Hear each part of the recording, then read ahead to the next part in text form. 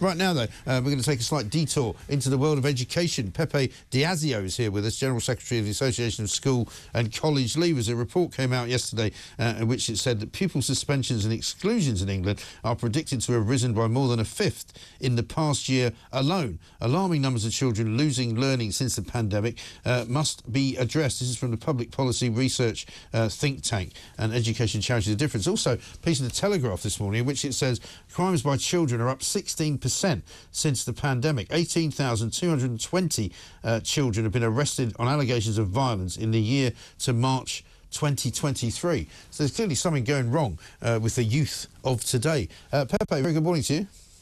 Good morning, Mike. Good to talk to you. This is a pretty staggering number of people being excluded from school, people being suspended from school. Is there a problem with behaviour, or is it deeper than that?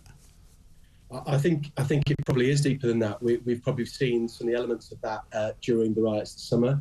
But what our members and what teachers are saying across the country, and have been for a couple of years now, is that post-COVID there's been a real change in behaviour, and many young people have struggled to return to the rhythms and the routines of following school life and the rules within schools.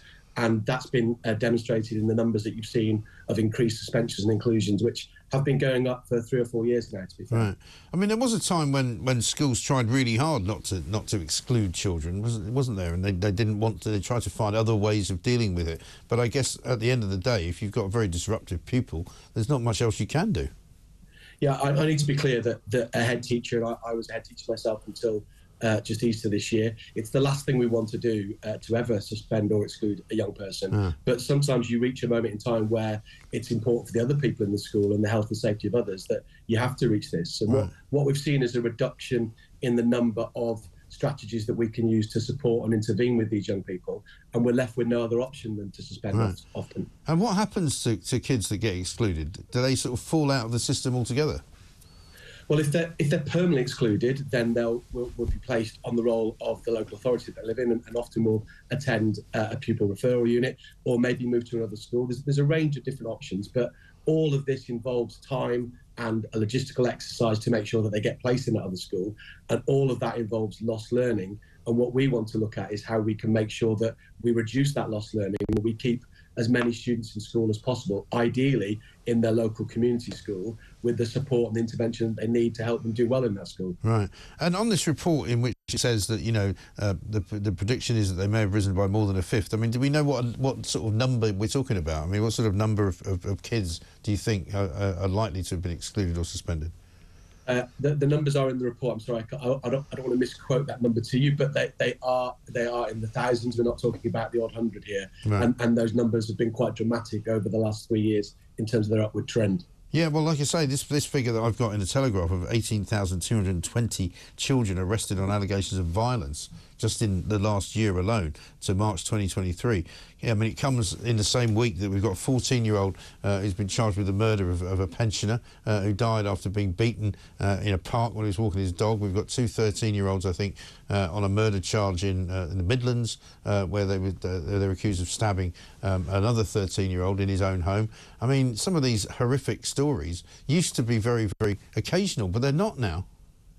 No, I think that there's some tragic stories that we're hearing in the papers and across the media right now, but these are a reflection of some of the incidents that head teachers are reporting in schools, and very often it's difficult to talk about those incidents because you're trying to deal with them as sensitively and appropriately as you can, and often a head teacher will want to deal with the family and will deal with it in the local community. But these numbers are rising, and head teachers are saying that we must do something to try and intervene and support the young people, particularly if they're suffering from trauma or of mental health issues, or not just getting the support in the family home that they need. Yeah, so, I mean, what's the answer? I know that's a very simple question and probably doesn't have a very simple answer, but what is the answer?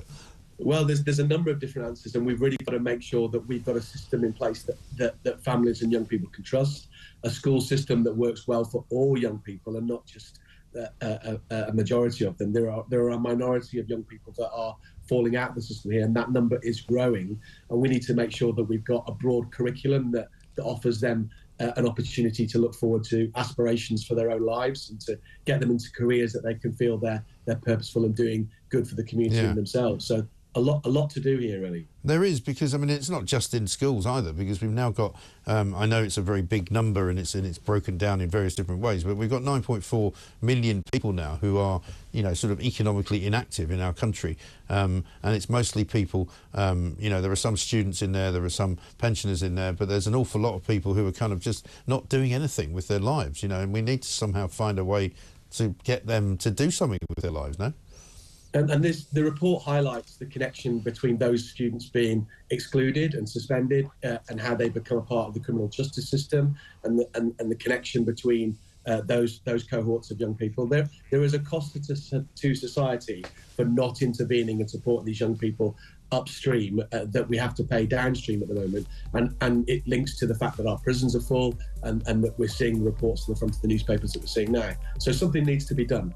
Absolutely. Pepe Diazio, thank you very much indeed, General Secretary for the Association of School and College Leaders there. It's a massive problem, this. We need to sort it out. Angry children, violent children, can't be allowed to go on.